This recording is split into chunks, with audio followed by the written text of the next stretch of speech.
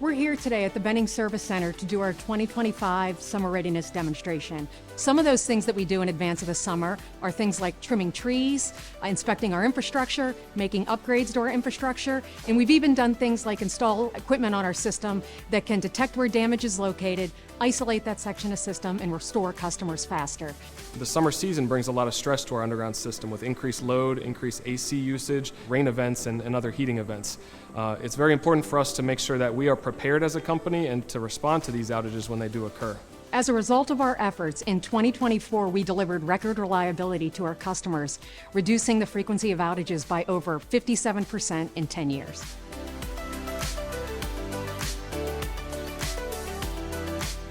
There are 4 things that we want our residents to do. The first is to put together a family emergency plan, and especially a communications plan for how you'll communicate when there's no power or cell phones.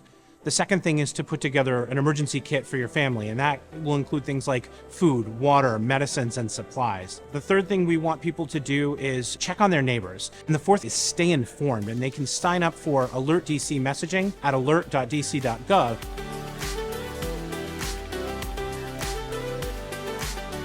Well, summer heat impacts the customer's bill because during the summer we have higher temperatures, so customers increase their usage of their air conditioning and cooling systems and increase their energy bills.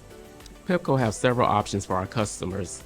You have the option to use budget billing, payment arrangement, high usage alerts, and also get some cost-saving energy tips. For additional information, go to pepco.com/bill support.